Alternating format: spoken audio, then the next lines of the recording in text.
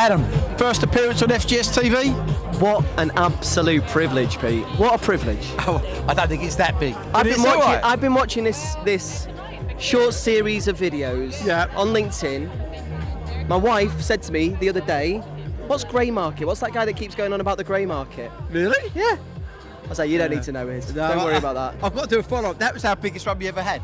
Really? Grey market. Well, I watched that one. Did you? That we had the crooks. More than double. Well, I think it's fraudulent. I completely agree. If you're agree. selling grey kit, broker kit, without telling the customers, you're putting risk into their business without telling them. You should go to prison for it. At least have a little finger cut off, you know, something like that. I know we probably done. I quite agree, Pete. Yeah. Or both little fingers. I just find it unbelievable people can do it. We came across one the other day. I mean, it's only on Tuesday. The client thought they bought HPE support. Very simple as this. They bought third party.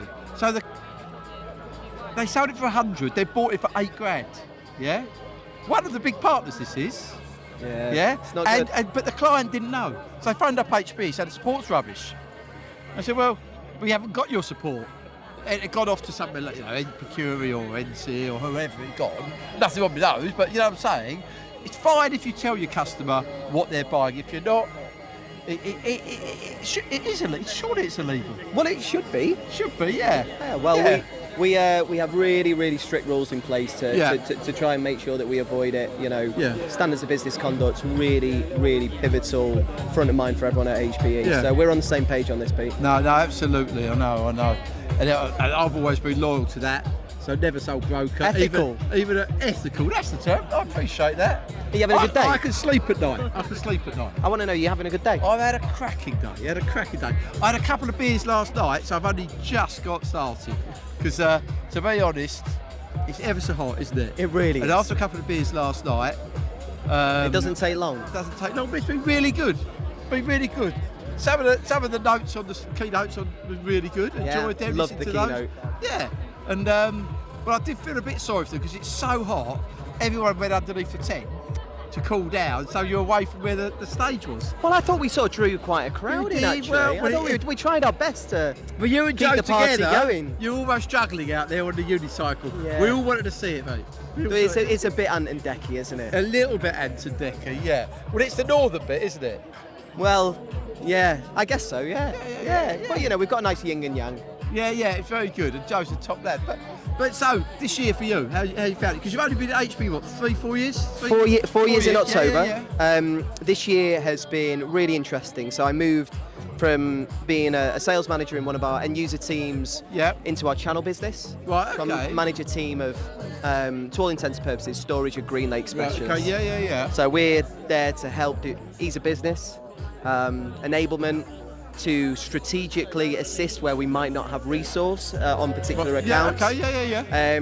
And you know, be close to the partners like yourselves. You know, where the customer relationships are. So we are really the bridge between those relationships and the resource and the speciality in HPE. It's pretty good, actually. And I'm lucky because I've been in the industry far too long, so I know a lot of people at HPE, so that helps. So I have got a little bit of advantage with some people, but HPE have been really supportive this year. It's been a tough year. That's been a tough year. It's been a tough year, but for everybody about. Tough market. You know, you and I were speaking about storage business. Every storage deal that we're involved in, it's a fight. It's a dogfight. It is, yeah, absolutely. But do you know what? That means execution's got to be good. Yeah. People have got to be sharp. You said it before. You've got to understand your customer. You've got to understand the business objectives. What what you're looking to achieve for the customer. You'll be really clear and crisp on your win notes. You know, how are you going to get there? Yeah, I've got one next Friday, a Green Lake one. I'm meeting the CFO and the CIO. I've got to give them a business case. I've got to go down to, if you don't do it, this is how much you'll be paying every year. This is if you do it, this is what you're going to pay every year. These are your benefits, these are the costing, etc. I've got to get down to granular levels. And rightly so, actually. Yeah, so that's it. It reminds me of that phrase, and I think it really applies this year. You know, a fine sailor was never made in calm seas. Right, Makes us better. You know, when absolutely. it's tough, your sales expertise has to be really sharp. Yeah. And you know, we enjoyed the good times, but the tough years, that's where we're actually where it that's where you learn. The strength. That's where you learn. Yeah. Well, with the sales team, I've just changed the commission plan, and that is for them to branch into other areas in the same businesses. Because we scratch the surface too often with our clients. They think we're great and they like deal with us year after year after year, always come to us, but for storage, or for compute, or for networking, or for security consultancy. But we don't tend to cross-sell it. Yeah. So it's a lot easier, I said to them, doing that than going for new business. And that's where you have to get, exactly. Comfortable being uncomfortable again. Yeah, because, exactly it might be different speaking to an FD rather than someone in infrastructure. exactly. Yeah. Or someone in procurement, right? So you've got to get better at having different types of conversations. And again, I think that makes us all better salespeople. Yeah, I think so.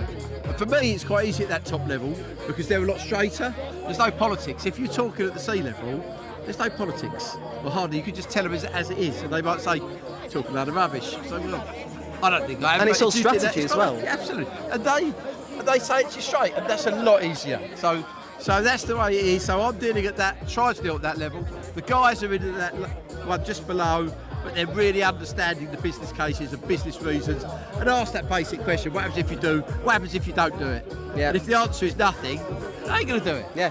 Status quo. That's who we lose most of our deals to. Yeah, absolutely. Yeah. They'll just if we lose the status quo. Yeah. And if somebody's forecasted it in your team or our team, that's definitely coming in. What happens if they don't do it? I've asked them. Well, I think you better do. Yeah. And then they say, well, nothing, so it ain't going to come in. Yeah. But our guys are really good, really progressing. Got some top people, so I'm very, very confident moving forward. Great partner. Love working with FGS. You know this, Pete. Yeah. Absolute, all the time in the world for the way that you guys operate. Really smart. Really, really involved with the customers. Always been really supportive of HPE as well. So we thank you for your continued support. Adam, likewise. Always a pleasure. Pleasure, sir. Cheers, fella. Thanks, buddy. Cheers.